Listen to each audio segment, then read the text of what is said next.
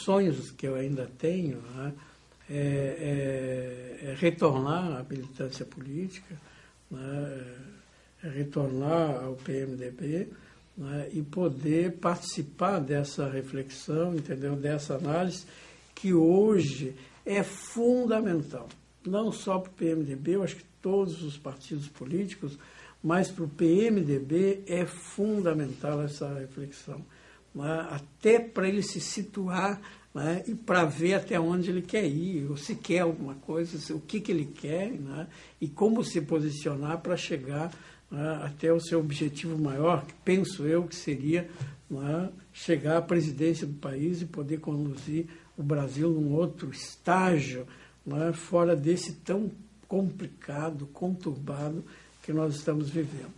Mas sempre é bom retomar, né, e pegar um pouco o início, né, como é que foi, como é que naquele período a gente acabou se posicionando bem cedo. Né, e eu acho que isso tem algumas coisas que foram fundamentais. Né. Uma delas é o período, é a época que nós estávamos vivendo.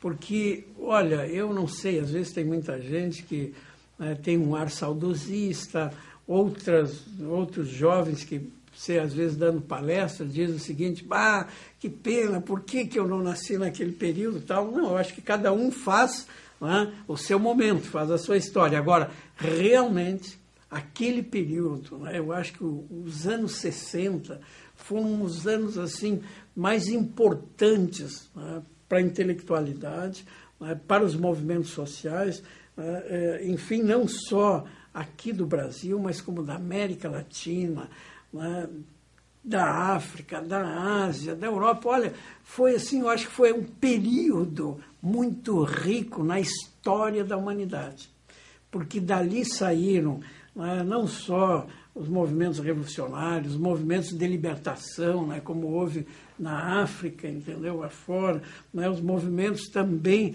né, de guerra, guerrilha que houveram na Ásia, na Rússia, enfim, né, mas como também na Europa, olha só os movimentos estudantis de jovens na Europa, nos Estados Unidos, meu Deus do céu, nos Estados Unidos foi algo extraordinário, né, com o movimento negro, o início do movimento negro, enfim, a contestação daquela sociedade, né, e a organização popular, e daí surgiram nomes geniais em todos os sentidos, na música, entendeu? Em todos os movimentos intelectuais da época. Então foi um movimento muito rico.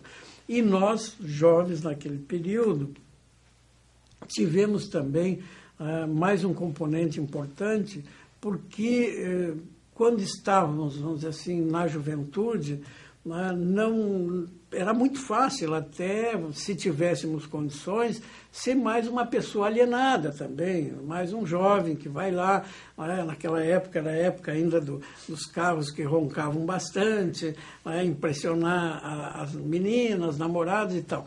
Mas, no nosso caso, teve um componente importante na minha vida, que foi a minha situação também econômica de vida, onde nós tivemos que ajudar, né, e trabalhar desde pequeno. E isso aí fez com que eu direcionasse também a minha vida para as outras questões, né, não só de participar daquela sociedade dos anos 60, mas foi mais uma participação, não digo sofrida, mas assim, vamos dizer assim, mais dura em relação, né, a ser estudante noturno, a ter que trabalhar desde os 13, 14 anos de idade, a ter que carregar peso, enfim, a ter que ganhar a vida, ajudar os pais a ganhar a vida, porque nós não tínhamos condições de se dar o luxo de somente estudar. E isso aí proporcionou, entendeu, também uma tomada de posição, a direcionar o foco. Por quê? Porque no trabalho eu sentia também, eu via a realidade, e aquilo me doía muito, de gente que ostentava e comprava produtos, entendeu? Muitas vezes de comida humana para dar para animais, e outros que compravam comida de animais para alimentar humanos. E aquilo me doía imensamente. né? E foi assim que eu cresci no meu trabalho, né? Vendo essa diferença dura, né? E se revoltando contra ela, né? Isso foi um fator também que me ajudou. A outra, sem dúvida nenhuma, foi as companhias, né? E aí entrou em jogo também a pessoa do meu futuro cunhado, hoje cunhado, mas que na época namorava minha irmã, que era também um líder estudantil, né? Na época era estudante de agronomia e que no movimento acabaram fechando a faculdade de agronomia em Passo Fundo, tiveram que vir estudar em Porto Alegre, né? E que era ligado mais ao movimento cristão, né? Um movimento de base da igreja, né? Porque a igreja, ela também, como o resto da sociedade, ela se dividiu muito. Por exemplo, em Passo Fundo, a igreja era extremamente conservadora, né? E ajudava os partidos de direita, sempre foi. Né? Foi golpista em 64, né? Ajudava a Arena depois, né? E tinha horror a quem fosse, entendeu, contra o golpe militar. Né? Mas tinha também o movimento de base da igreja, que eram mais jovens, pessoal que vinha do interior, dos seminaristas, né, que tinham ideias já como Teilhard de Chardin, né, outros, Emmanuel Mounier, outros ali naquela época, que já começava a contestar um pouco a situação. Né, e a partir disso, meu cunhado era ligado, o Leopoldo era ligado também, né, à ação popular, que estava se formando ainda, início, embrionária, né, a partir desses movimentos de base da igreja. E aí, através de leituras, já bem cedo, acho que daí 15, 16 anos, já começando, né, e nós já fomos atalhando, em vez de, por exemplo, de jogar futebol, você já tinha que trabalhar, ou já tinha que ler livros, já tinha uma discussão, já tinha que discutir política, então a gente foi atalhando um pouquinho, entendeu, a nossa juventude por aí, né, e já fomos se interessando mais e cada vez mais pelo movimento político. E aí, também, né, por influência dessas amizades, nós também acabamos fazendo, né, conhecendo e convivendo junto com um pessoal que era do Partido Comunista em Passo Fundo, né, que era ligado ao Partido Comunista, que era o Bruno Piola, que era um italiano, né, que tinha vindo da Itália pequeno, que estava em Passo Fundo, que era militante do partido, né, o Bruno, Roberto Di Fortini, entendeu? Outro italiano também, né, e outros em Passo Fundo que eram ligados ao Partido Comunista. Nós começamos a nos vincular dentro dessa ideia, que eu sempre fui muito simpático naquele momento, né, as ideias, né, do manifesto, entendeu? E aí já deixamos um pouco de lado, né, os livros mais, entendeu, vamos dizer assim, desse catolicismo progressista, e começamos mais a pegar já a Lenin, mesmo até que, olha, Lenin, Marx, eu li o Capital, li 10 vezes, entendeu, na Europa, e entendi muito pouco. Mas mesmo que a gente não entendesse, a gente achava interessante, né, entendeu, o que estava escrito ali, entendeu? Então era Engels, né, Kierkegaard, e tantos outros, né, filósofos naquela época. Depois veio o Marcuse, que já mudou um pouquinho, entendeu, nos Estados Unidos. E aí nós começamos também a partilhar, entendeu, desses grupos de estudos que havia lá para discutir essas questões. Então, por exemplo, em vez do jovem de 16, 17 anos, né, tá ali buscando só a namorada, enfim, o baile e tal, né, que lá também, porque eu trabalhava todos os dias, mas eu tinha o domingo à tarde. Eu não trabalhava só domingo de tarde. Eu trabalhava sábado o dia todo, domingo até o meio-dia, mas domingo de tarde não. Então era o dia que a gente pegava, se arrumava, tal, ia lá paquerar as gurias na praça. Mas, em vez de ser por aí, né, a nossa vida foi mais em função também dessas reuniões de discussão política e tal. E aí, depois, quando veio o golpe, nós já nos agitamos ali para ver se tinha alguma possibilidade, né, aí teve todo o problema antes da legalidade, nós fomos lá também para ver se nós podíamos participar, entendeu, queria já invadir o quartel, fazer alguma coisa assim naquele período. E depois, com o golpe, aí a revolta foi muito maior. E nós começamos a participar do movimento estudantil em Passo Fundo, que em Passo Fundo existia o movimento secundarista e o movimento universitário. E o movimento secundarista, vamos dizer assim, o que nós pretendíamos era chegar à União Passundense de Estudantes, que era a UP. E nós montamos uma chapa, aliado, entendeu, com um pessoal que era o Solon Viola, que era ligado a esse grupo mais cristão também, que depois acabaram fundando a AP. Nós conseguimos ganhar a UP. E aí começamos a radicalizar o movimento estudantil em Passo Fundo. Mas era um movimento um pouco diferente, porque era um movimento que queria construir alguma coisa. E nós contestávamos os professores, não era uma contestação, vamos dizer assim, puramente política, ideológica, olha, vocês estão apoiando o regime militar. Não, era uma contestação por melhorias de ensino. E eles ficavam numa posição muito difícil de nos contestar, porque, veja bem, nós, no princípio, nós trabalhávamos o dia todo. Eu estava trabalhava em Matador, então todo ensanguentado, de açougue e tal, saía dali, ia para a UP, de bota, entendeu? Bater os troços, e depois à noite, o colégio. Mas era muito difícil eles levantarem qualquer coisa, porque eles sabiam que a gente trabalhava, que estudávamos. Segundo, eu sempre digo isso, éramos bons alunos, porque tirávamos notas boas, quer dizer, eles não tinham como dizer, olha, é um pessoal que não estuda, vagabundo. Não, éramos bons alunos e contestávamos a qualidade do ensino.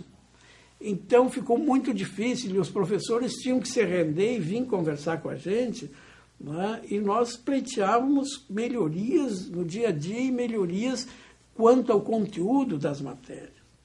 Então ficou um movimento que ele foi se solidificando no meio estudantil, não como um movimento de agitação política, mas um movimento real, concreto, que buscava a qualidade do ensino naquele determinado momento.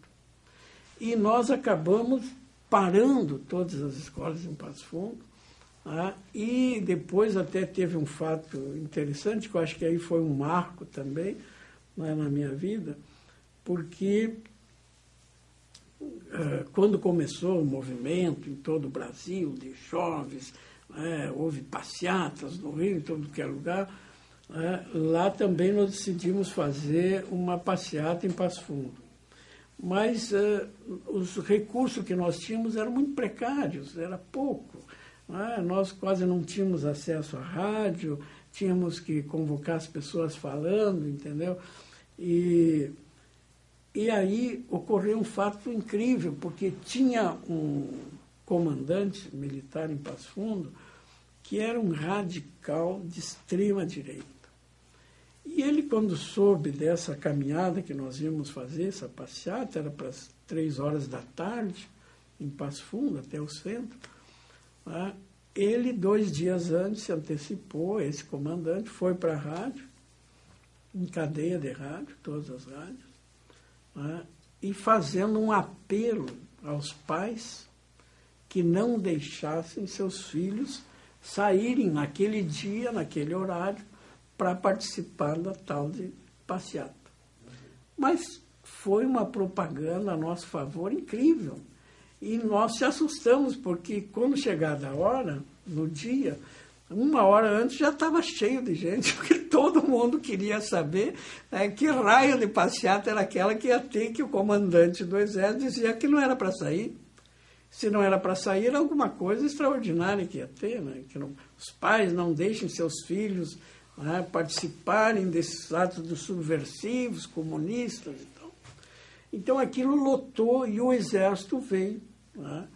Como nós não podíamos fechar a rua e sair, porque o Exército tomou conta, nós fizemos um cordão pela calçada. Então saiu aquele monte de estudantes, acho que foi sem dúvida nenhuma, eu acho que foi a maior passeata que houve em Passo Fundo, e fomos até em frente à catedral, então em frente à praça, porque toda cidade pequena tem uma praça e tem uma igreja, tem uma, né, a catedral sempre é perto da praça e os cinemas, que são por ali. E nós fomos para lá e aí o exército veio, a cavalaria, né, que era a cavalaria naquela época, e mandaram cercar todo mundo e baixar a ripa em todo mundo. E aí nós não sabíamos bem o que fazer, começamos a cantar o hino nacional. E todos sabíamos, naquela época, estudando, todo mundo sabia cantar o hino nacional, né? Aí começamos a cantar o hino nacional, eles tiveram que parar, entendeu? E ficaram em prontidão, né? E nós continuamos cantando. E aí, quando terminou o hino nacional, que eles estavam em prontidão, ainda nós se mandamos para dentro da igreja, né? E aí eles não entraram e nos safamos. Mas, a partir daquele dia, em função disso aí, nós acabamos expulsos do colégio. Eu estava no 3º ano de científico, fui expulso.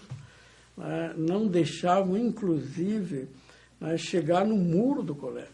Era um negócio assim, totalmente fora, né? Radical, um ato assim, impressionante.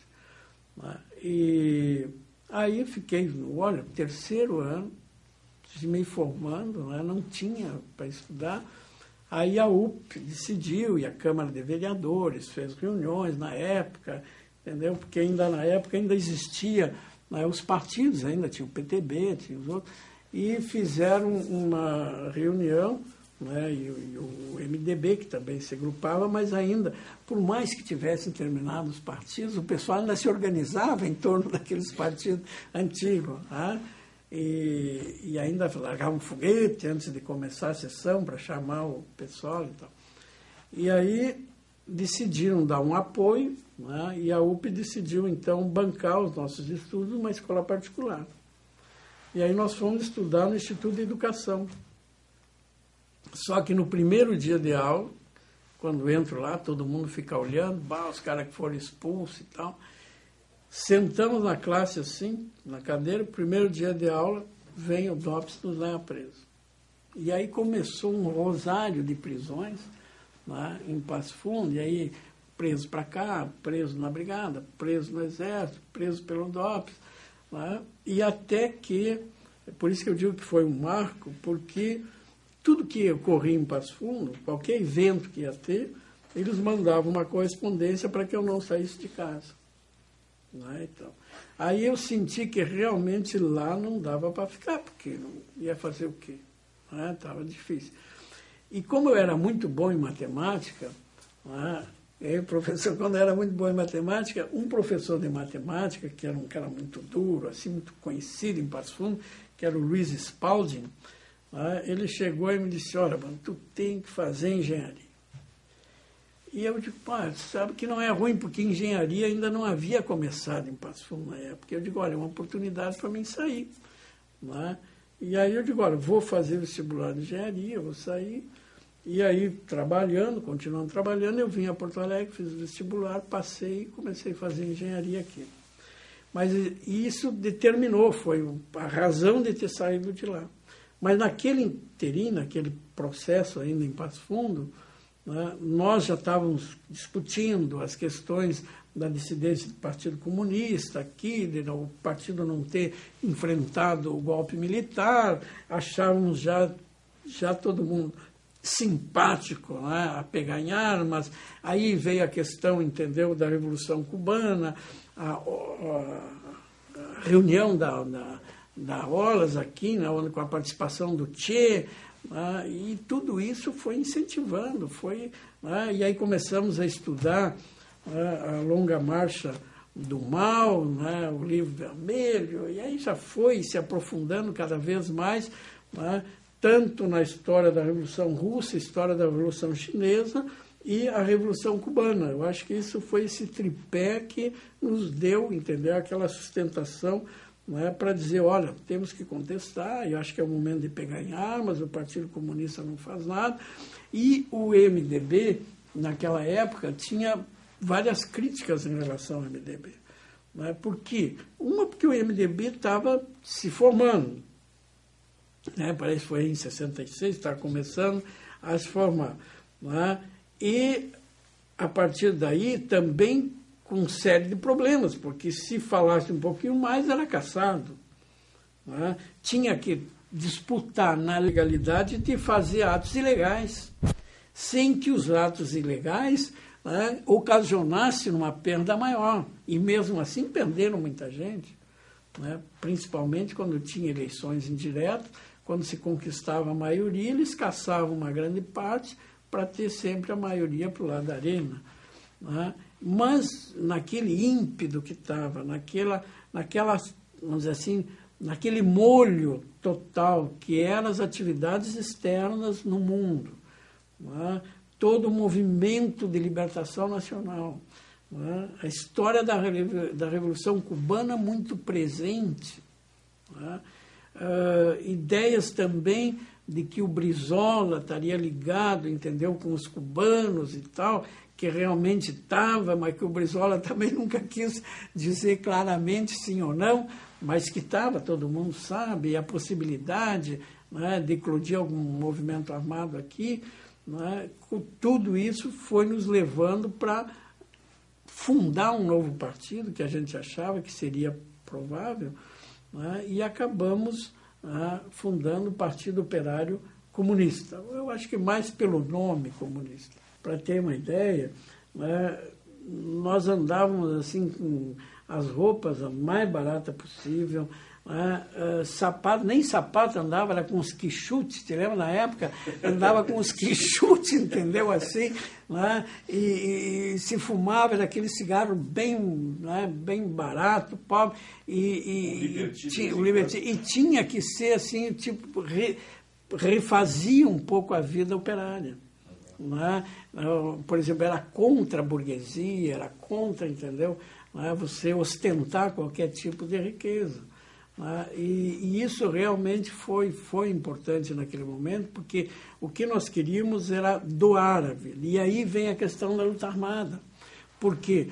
Porque nós sabíamos, né, das dificuldades, nós sabíamos, entendeu? Se fosse preso, inclusive nós líamos material sobre a Guerra da Argélia e tal, né, sobre o que fizeram com os presos, né, o que os franceses fizeram com os argelinos presos na Batalha de Alger, né, na luta na Argélia. Nós sabíamos que poderíamos ser mortos. Né? Por exemplo, na minha casa, aqui na Lavras, que tem uma passagem extremamente interessante, aí na Lavras, você abria o guarda-roupa, em vez de roupa, tinha a metralhadora, revólver, entendeu, automática, munição de montão, que nós comprávamos. Nós montamos uma indústria, uma pesqueira na barranca do Rio Uruguai, né, e trazia em caminhão, entendeu, fechado, né, esses caminhões pequenos, mas que transportava peixe, mas em vez de peixe era armamento. Nós comprávamos do próprio exército e trazia aqui para Porto Alegre, e uma juventude que não tinha treinamento, era mínimo o treinamento que se tinha, andava tudo de revólver na cintura e disposto a dar e levar muitos tiros, entendeu? Né? Mas você achava que aquilo era... Pedia a Deus para não matar ninguém. Pedia a Deus para mais... Né? Seria um trauma, seria uma desgraça se tivesse que atirar em alguém, entendeu? Então, mas estava disposto a entregar a revolução. Eu digo isso na questão da Lavra porque ocorreu um fato impressionante. Eu estava ainda trabalhando na Assembleia e o Schirmer era o coordenador da bancada. E aí um dia ele me convidou para a gente ir até a Câmara de Vereadores, que ainda era aqui no Paço Municipal, para abonar uma filiação partidária. E quem estava se filiando era o Mendes Ribeiro, filho que era vereador na época de Porto Alegre. E aí eu estava descendo com o Schirmer, aí fizemos a filiação e na volta, ali perto da Rua da Praia, com Andradas, nós encontramos um ex-parlamentar, um ex-deputado. E uma pessoa maravilhosa, assim, uma pessoa com uma vontade enorme, falava assim, olha, era fantástico. era o Sanfelice Neto. E aí o Schirmer, aquele jeito dele, né, aquela figura, né, do Schirmer, chegou e disse: olha, Bona, você não conhece, eu vou te apresentar aqui um dos maiores tribunos desse Rio Grande. Uma das pessoas que, como deputado, me influenciou a concorrer a deputado. Que eu via, escutava ele falar e ficava impressionadíssimo, que era o Sanfelice Neto. E o Sanfelice foi e tal. E aí, no meio da conversa, o Schirmer chegou a dizer: eu só não entendo uma coisa sua, Sanfelice. Que ele era procurador de justiça, ele era do Ministério Público. Por que que o senhor não quis mais concorrer? E ele disse: olha, eu nunca falei nada para ninguém, mas vou te contar uma história que eu nunca falei para ninguém. Mas uma história que me deixou muito mal, muito chateado, que me fizeram e tal. Né? E eu não concorri mais, decidi parar, sair fora. Tal, que me humilharam, quando me chamaram lá no DOPS. E é o seguinte, eu fui avalista, né, de um pessoal aí que alugaram um apartamento lá na Rua Lavras, assim, e fui avalista e tal. E eu nem conhecia o rapaz que eu estava avalizando, avalizei, na boa vontade, disseram que era uma pessoa boa, assim, eu avalizei e era uma pessoa boa e tal. Só que era um terrorista, chefe. E aí foram todos presos, estavam metidos no sequestro, entendeu? E tal. Né? E aí, presos, aí descobriram esse apartamento, foram lá, pegaram e viram que eu era avalista. Eu era deputado na época, fui chamado. Olha, me incomodaram demais lá no DOPS, até eu explicar que eu não conhecia, que eu avalizei na boa vontade, porque um outro colega tinha pedido e tal, né, mas que eu não conhecia as pessoas. Né, e tal. Eu decidi, Schirmer, nunca mais participar. Aí eu digo: olha, Schirmer, deixa eu lhe dizer, a pessoa que ele está falando aí, que foi avalista, Schirmer, e ele olhando, o Sanfelice olhando assim, era eu. Ah! O Sanfelice se abraçou em mim, começou a chorar, entendeu? Olha, foi algo fantástico, fantástico. Aí ele me disse: Bona, eu tenho guardado para ti uma cópia do contrato, né, que eu fui avalista, eu tenho até hoje, que eu queria, entendeu, esperar que um dia eu encontrasse, te conhecer como estou conhecendo agora e tal. Tu vê, o Schirmer parou, ficou olhando assim, não é possível, né? Então são essas coisas na vida que ocorrem que são extraordinárias, né?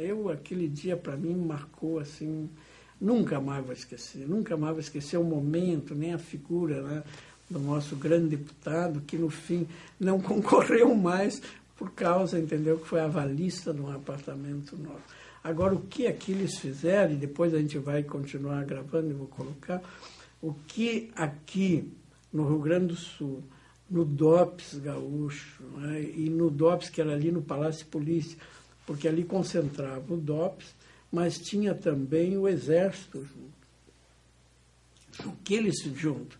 Eram duas alas, uma da Polícia Civil e a outra do Exército. E o que eles fizeram, e o Esquadrão da Morte, que veio do Rio e São Paulo, o que eles fizeram foi algo assim, né, impressionante aqui no Rio Grande do Sul. O pessoal do Sul não sabia muito, né, como, apesar que já tinham mataram aqui, né, o Raimundo Soares, mas não tinha o requinte ainda da tortura. Né? E aí veio o pessoal de Rio e São Paulo, que era o Malhães e o Cabral, que vieram quando deu a tentativa de sequestro aqui do cônsul, que eram especialistas nos movimentos de esquerda armado, especialista em VAR, VPR e tal.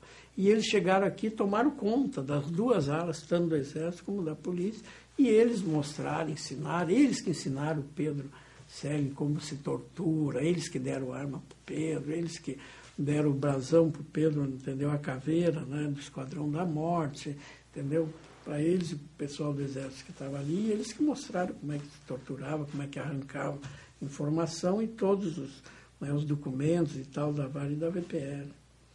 Né? E eles que comandaram, vamos dizer, um determinado período. E eu lembro bem, e com muita dor, porque eu lembro, e nós escutamos isso quando estávamos presos, né, que uma comissão aqui da Assembleia, capitaneada pelo deputado estadual Pedro Simon, foi até lá falar com o vereador Índio Vargas, né, e que o Índio falou, olha, todo o meu respeito, eu adoro o Índio, inclusive eu convidei ele para ver agora o filme, né, uma edição reservada para tentar ver como é que ele ia. E o Índio foi maravilhoso, chorou, olha, foi fantástico. Foi ele e uma outra companheira, né, que estiveram lá olhando. Então, o Índio, na época, estava muito difícil a situação do Índio. Ele tinha apanhado bastante, entendeu? E humilharam muito o Índio. Índio Vargas? Índio Vargas. Humilharam muito o Índio Vargas, né? Usando a família, usando a esposa. E no fim, eu acho que não deu em nada essa comissão, né?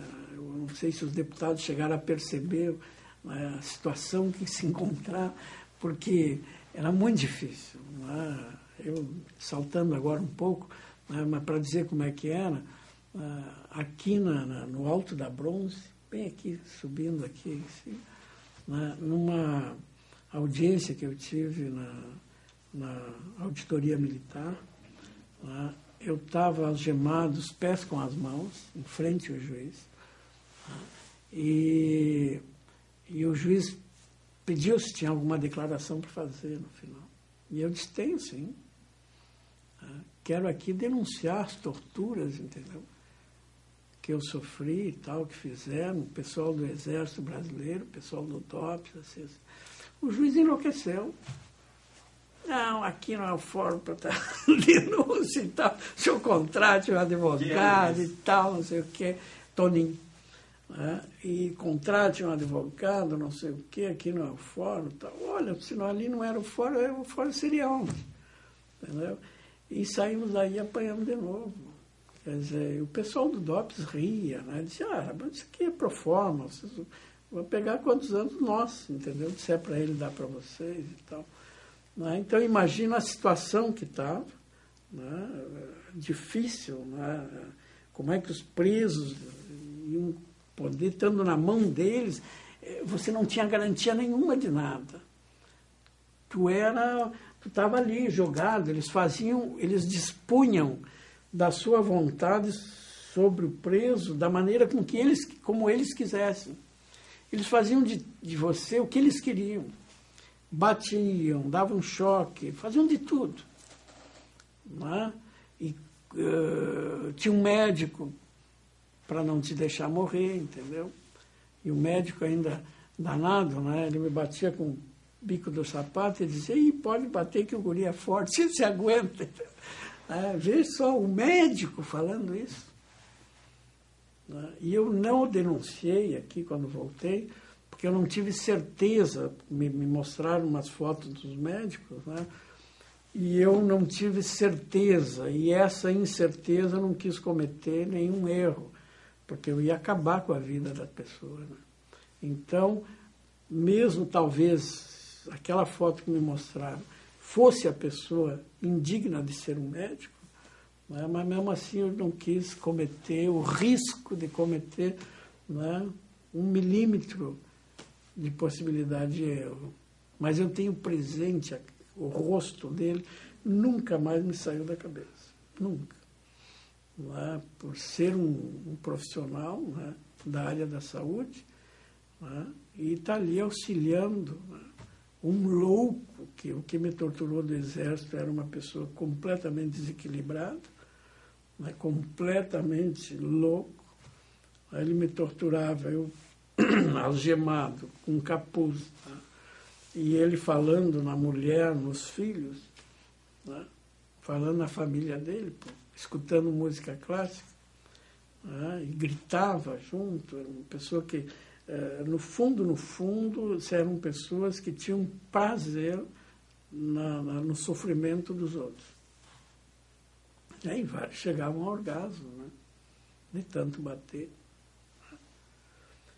Então, veja bem, e um médico para não deixar a pessoa morrer, né? Na horas que parava e tal. E os choques que eu levei dele, tanto na cabeça como nas mãos e nos pés, não foram choques da parede, não foram da maquineta.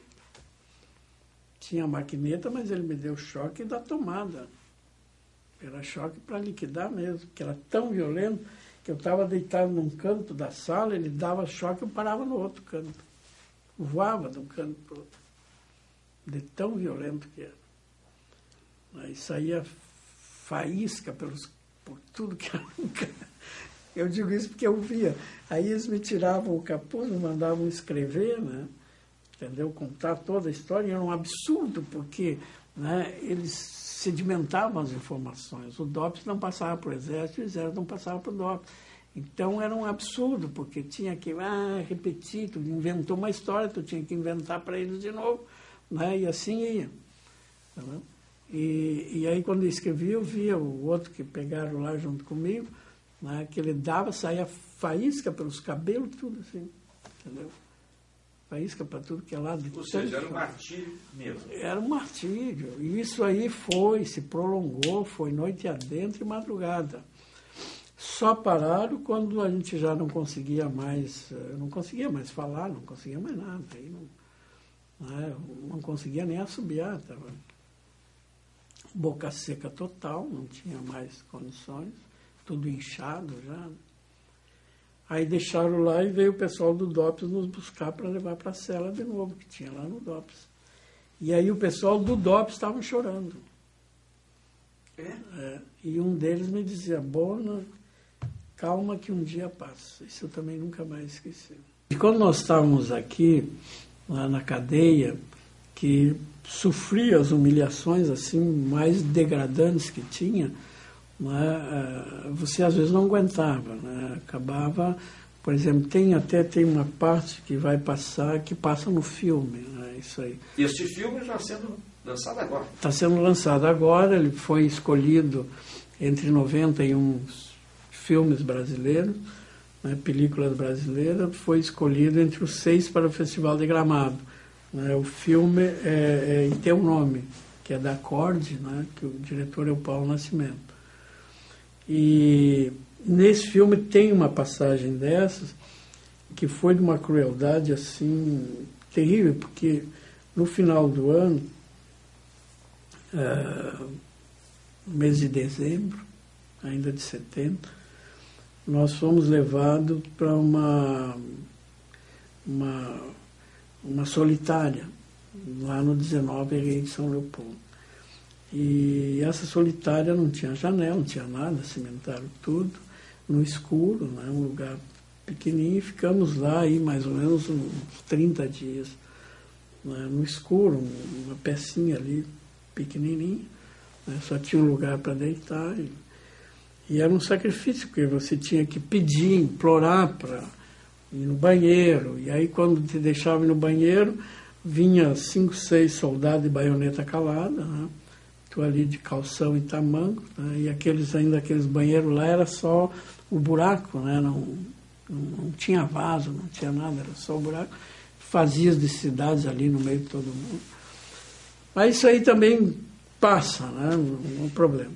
Mas no Natal, realmente foi muito doído. Natal e 1º de ano.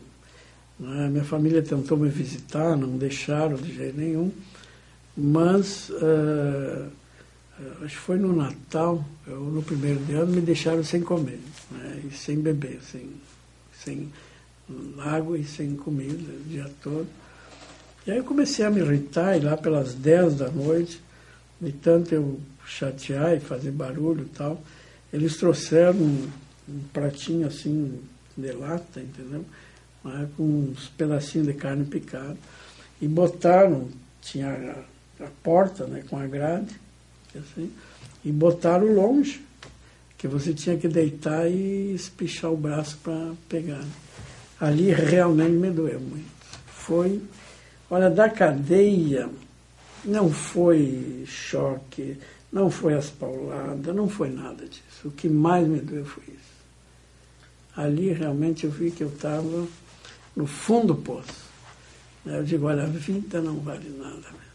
Aqui nós estamos liquidados. E isso aí são coisas assim que marcam muito. E aí vem aquela história, por exemplo. Claro, você está ali no meio, eles ainda me ameaçando, porque alguns ex-companheiros tinham sido presos, disseram que toda a minha história que eu tinha colocado não era verdade, né? E aí eles queriam me pegar de novo a qualquer jeito, mas aí tinha saído do sequestro. E eles não podiam mais e tal. E ameaçavam e tal. E aí, naquelas horas, tu pensas, né, no seguido, aquele do sentimento de vingança. Né, de, poxa, o cara vem, te estraçalha, você quer o fígado do sujeito também, né? Mas depois, aí com a saída, vai para o Chile, né, você começa a entender melhor, você começa e a convivência com os chilenos também, para mim, foi muito importante. Tanto o pessoal do Partido Comunista Chileno como o pessoal do Partido Socialista Chileno, do Allende, né, na época, foi muito importante.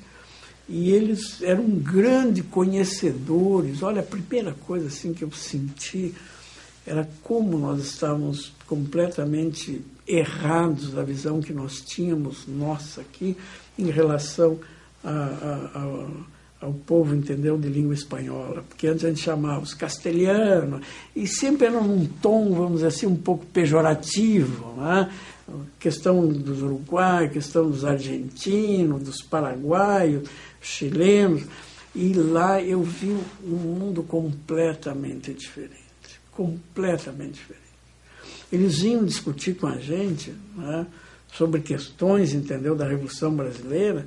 Eles nos davam aulas sobre a história política brasileira, sobre a história do movimento operário, sobre a história das revoluções aqui, que nós tivemos várias, não foi só lá no Rio Grande do Sul, mas foi em Pernambuco, foi na Bahia, foi em tudo que foi lugar. Eles sabiam tudo.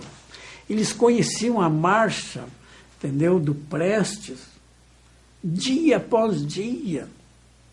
Coisa que nós, na época, sabíamos, en passant, mas nunca tínhamos estudado. Nem que o Prestes era gaúcho, que saiu aqui de Porto Alegre, que era natural daqui, que saiu aqui de Santo Ângelo, que andou pelo esse país inteiro, foi o terror do próprio cangaço. Né? E aí depois vai, refugia, fica refugiado, aí o Getúlio tenta cooptar ele, para ele ser o comandante da Revolução de 30, e o Prestes, entendeu, não aceita em função, né, da sua, né, convicção política, que ele não confiava, entendeu, no Getúlio na época. Tu vê, tudo isso, e eles lá, aprendi isso no Chile. E depois o fato também de ter que trabalhar. E num regime democrático. Num regime democrático, e ter que trabalhar, porque eu não recebia dinheiro do Brasil. Entendeu? Tinha muitos companheiros que tinham essa facilidade, essa felicidade, né, dos pais poderem mandar. Nós não tínhamos como. Então, você tinha que fazer o quê? Tu tinha que trabalhar no país. E aí eu vou trabalhar para o governo do Allende. Né?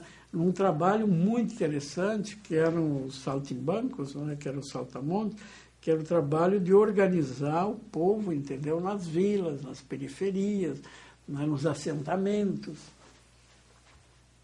Né? E aí eu fui fazer teatro lá, né? Até incrível, porque o cara me perguntou, né? Tu conhece, sabe? Entendeu? Conhece, sabe fazer teatro? Eu, sim, claro, tranquilo. Eu não tinha assistido uma peça aqui no Brasil, nunca tinha ido a teatro. Eu fui lá, olhando os outros, fui fazendo, é a necessidade. Né? E aí foi uma aula, uma escola. Foi para mim, olha, foi a maior escola política que eu tive na vida. Foi convivendo e trabalhando com o povo chileno. Né? Ali eu aprendi, dali, de lá do Chile, eu comecei a enxergar o Brasil, né? Porque isso também é uma realidade. Muitas vezes você está aqui, você só enxerga o lugar onde você está. Então, tu está no Rio Grande do Sul, tu acaba enxergando o Rio Grande do Sul, tu acaba te interagindo com os problemas do Estado só e tu perde um pouco a noção do conjunto. Mas de lá, do Chile, lá de fora, eu comecei a aprender a olhar o Brasil no seu conjunto, a conhecer o país no seu conjunto e a conhecê-lo politicamente no seu conjunto. E aí eu comecei a pensar, puxa, não é da maneira que nós estamos fazendo. E comecei a entender também, né, que as instituições eram uma coisa e as pessoas, muitas vezes, dentro das instituições eram outras. Por exemplo, até hoje, o Exército Brasileiro não me perdoa das críticas que eu fiz quando cheguei a pessoas do Exército. Foi tão sério, Rômulo, que desde o dia que eu cheguei, eles andaram atrás de mim, me seguiram mais 5 anos aqui, e quando Simão me convidou para ir para o governo, para ser subchefe da Casa Civil, veio o comandante do 3º Exército dizendo para o Simão que ele não podia me nomear. Falou aqui no Palácio Piratini, que não podia me nomear como subchefe da Casa Civil. Eu me lembro, o Simão comentou comigo, e aí a resposta do Simão, creio que foi a mesma que eu falei também com o Simão, mas escuta, o Simão disse, não houve anistia, Brizola não foi anistiado, o Arraes não foi anistiado, não estão todos aí, por que eu não posso nomear? E o Simão, isso eu tenho que reconhecer, e eu faço publicamente aqui, o Simão, contrariando a decisão do 3º Exército, me nomeou aqui como subchefe da Casa Civil. Mas toda a minha participação no governo Simão tinha relatórios diários para o SNI. Tu vê, naquela época. Eu tenho hoje, eu mandei pedir para o Arquivo Nacional, né, os dados que eles tinham sobre a minha pessoa. Veio um calhamaço desse tamanho e tem tudo ali, até as reuniões que eu fazia na subchefia do interior, com os CEPERGs, com todos os órgãos, está tudo lá escrito. Vocês nunca perdoaram. Por quê? Porque eu denunciei pessoas do Exército que participaram em algo que o Exército não deveria de ter feito. Eu acho que esse foi o porão, né? Foi alguma coisa que eles se sujaram com isso, mas que hoje, para passar a página, pelo menos reconhecer, eles deveriam de reconhecer. Mas eles não aceitam. O velho conselho da administração, é que as pessoas jamais devem brigar com as instituições, mas com as pessoas da instituição. Mas evidente, isso é um atraso. Considerar a pessoa como instituição é um atraso. A instituição, ela existe, ela está lá, ela vai continuar. Então, vai ser transformada. Evidente. As pessoas é que fazem, inclusive, um atraso. Isso, tu não está pedindo a mudança. Tu vê bem hoje o quanto é sensível essa questão. Pode ver na questão do Araguaia. Na questão do Araguaia. Tanto o presidente da República como o Jobim... Há instituição, assim, há pessoas da instituição. Claro. Há algumas pessoas. Claro. Agora, as familiares daqueles tantos que morreram, mais de 70 lá, não têm direito a saber onde é que enterraram as pessoas? Por que não deixar? É o mínimo. Agora, eles não admitem. Aí tem que um curió dizer, mas eu tenho isso, eu sei onde é que está. Olha só.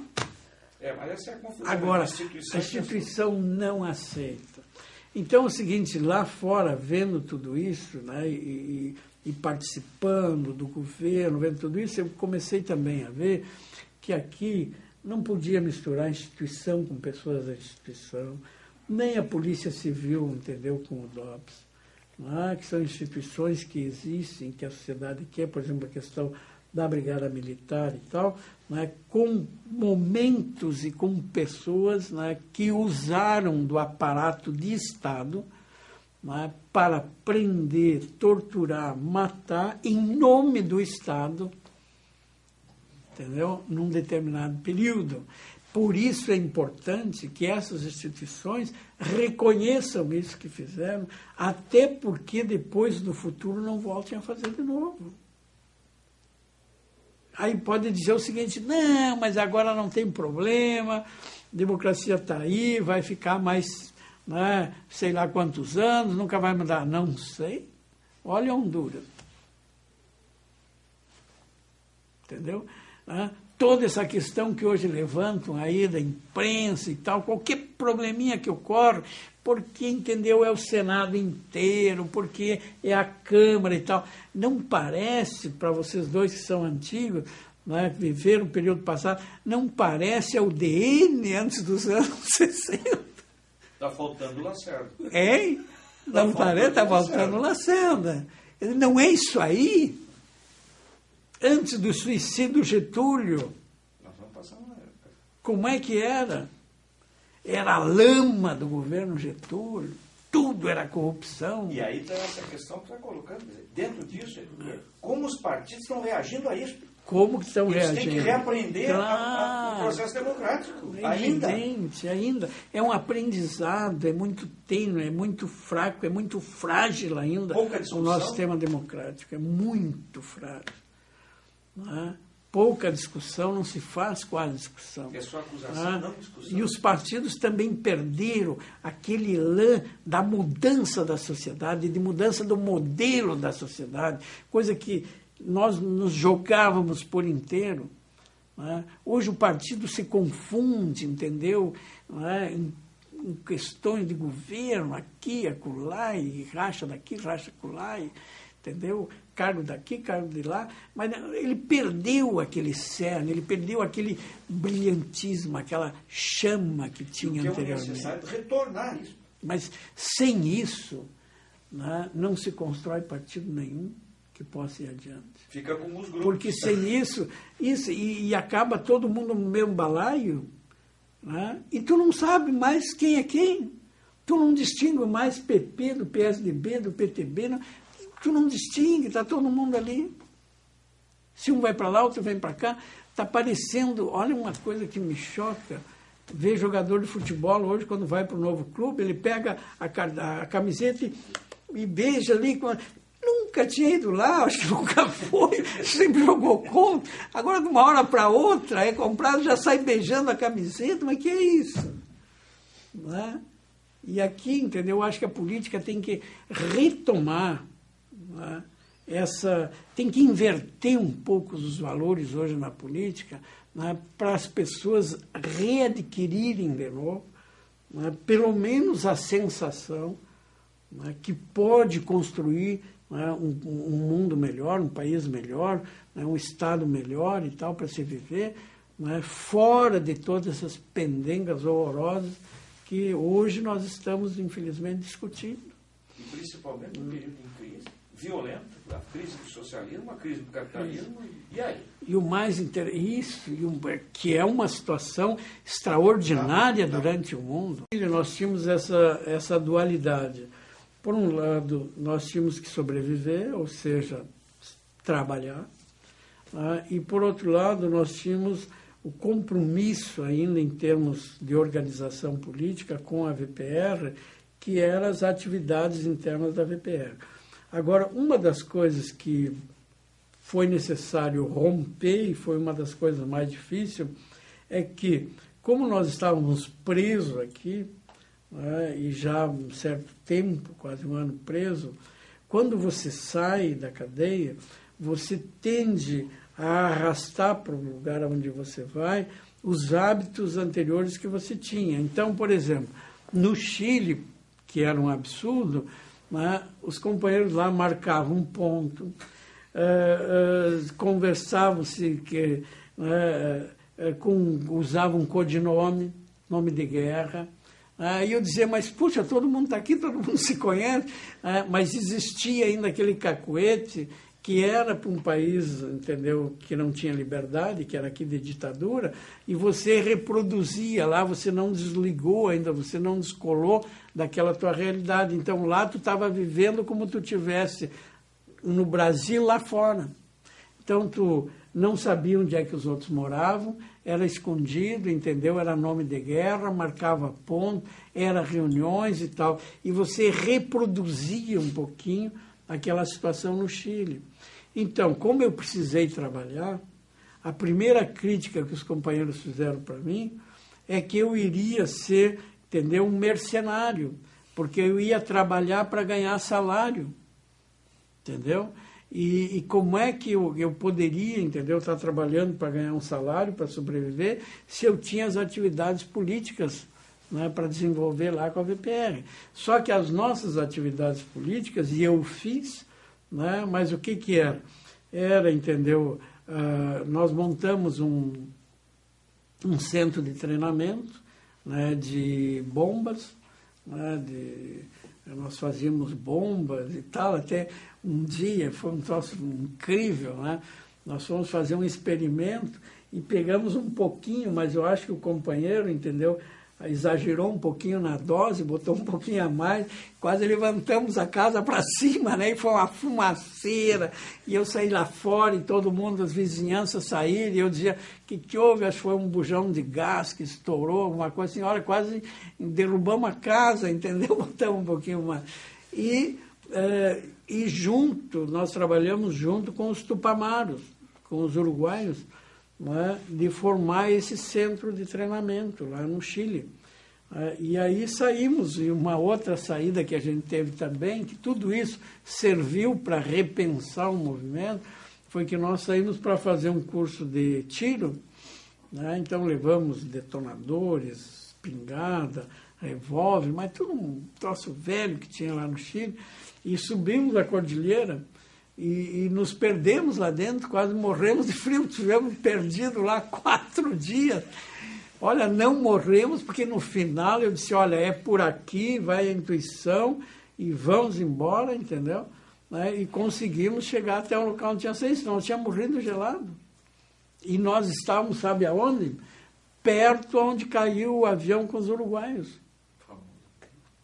Porque uma vez que tu entra dentro da cordilheira, te dá uma interposição de planos, tudo branco, coberto de gelo, você não sabe se é para lá, para cá ou para cá, você não tem mais onde ir. Né? E aí ficamos lá, entendeu? Nós tínhamos levado chocolate, leite condensado, acabou o chocolate, acabou o leite condensado, dormimos sentados em cima de uns gravetos, entendeu? Tinha um cobertor de amianto ainda. Olha, bom, hoje eu estou pagando, né, toda aquela trampolia, eu estou pagando, o corpo está pagando hoje, né, cheio de problemas, mas quase morremos, entendeu, congelado lá. E na volta, ainda fomos presos, porque a polícia parou, nos prendeu, estava cheio de armamento, ainda tivemos que mobilizar o governo do Allende para nos liberar, né? Aí, e tudo isso aí, mais também a Célia, que era minha namorada aqui, foi para lá para morar com a gente. Então, aí chegou no momento que a organização decidiu que eu tinha que ir para a Coreia do Norte para fazer um treinamento militar. Aí eu disse, não, por favor, aí não dá. Por quê? Todo esse movimento é para voltar para o Brasil? É, tudo bem, eu estou mais próximo. Agora eu vou ir para a Coreia do Norte, mais longe ainda. Outra coisa, para aprender a dar tiro, por favor, isso aí a gente já sabe. Né? Como também uma vez chegou o general, não é o Almirante Aragão, perdão, o Almirante Aragão, né, foi nos visitar lá no Chile, no que nós tínhamos chego lá no Chile, estava lá no Hogar, todo mundo lá, e ele cheio de planos e de cartas, né, e de mapas embaixo do braço. Aí ele abriu aquele mapa todo em cima da mesa, reunimos aí o pessoal ali que estava mais afim, VPR, VAR, MR8, ALN, e ele começou com um plano, queria arregimentar a gente para invadir aqui o governo brasileiro, E o plano era entrando lá pela Amazônia e tal. Aí eu olhei aquele negócio, não é possível. Aí eu cometi um horror, né? Eu fiz um desrespeito enorme ao nosso almirante, porque eu digo, almirante Aragão, mas como é que é? O senhor quer atravessar toda essa parte aqui do território brasileiro e chegar até Brasília? É assim, eu digo, bom, se o senhor chegar lá com uma tropa, o governo vai lhe dar, o presidente, né, o ditador vai lhe dar o governo, porque é uma façanha, não chegam na metade, morre todo mundo, morre, entendeu, de febre, de tudo que é coisa. Mas, olha só, né, e foi o que eu disse para o pessoal lá, porque era para ir para Cuba ou para a Coreia. Né? Eu digo, meus amigos, olha, treinamento lá, né, você pegar a mata ali em Cuba é o jardim botânico daqui. Mas que isso? Tu vai pegar a nossa mata aqui e morre todo mundo. Não sobra ninguém. Não sabe nem sobreviver lá dentro. Não tem nada a ver. A nossa realidade é diferente. Né? E aí eu comecei, dentro daquele período, dentro da situação do trabalho lá com eles, né? E do governo do Allende, isso é outra coisa que marcou muito, né? E eu tenho muito respeito, né? Porque eu até acabei fazendo um papelão frente ao presidente Allende, né? Porque eu era responsável ali no grupo dos 70 para organizar uma ida do pessoal até o Palácio do Verão, lá, o Palácio em Valparaíso, que o Allende estava lá e ia nos receber. E o governo mandou 2 ônibus imensos, lindos, né, para nos levar. Ônibus aqui da Marco Polo, porque todo o ônibus deles são daqui. E eu fui e ninguém queria ir. Olha, nós estávamos lá de favor do governo Allende. Ele nos recebeu, nós estávamos aqui presos, ele nos recebeu, nós chegamos lá, nos deu documentação, entendeu, né, chilena, né, estava todo mundo banido, nos deu um lugar para ficar por um tempo, né, por 30 dias, e buscar trabalho, eles ajudaram todo mundo. E a maioria dos companheiros se recusaram a conversar com o Allende, porque o Allende era um reformista, entendeu? Que o Allende não era um revolucionário.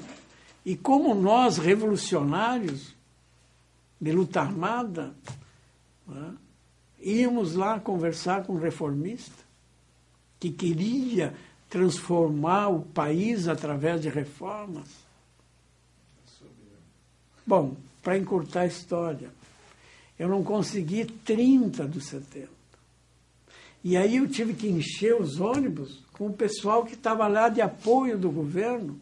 Só que quando nós chegamos, que eram os cozinheiros e todo mundo, bota todo mundo para dentro dos ônibus, vamos chegar com um ônibus vazio. Quando chegamos lá no palácio para cumprimentar o Allende olhou, a metade era cara de Mapuche, a metade era cara de índio, entendeu? Claro que ele entendeu de cara. E aí ele foi muito claro com a gente. Olha, eu tenho, assim, um orgulho de ter conhecido o Allende, um orgulho de estar em frente ao palácio quando estava dando bombardeio, entendeu? Um dia antes, quando nós fomos lá, tinha não sei quantas mil pessoas em frente ao palácio, né, e que a gente gritava, né, que se assome o presidente, aí ele veio na janela, entendeu?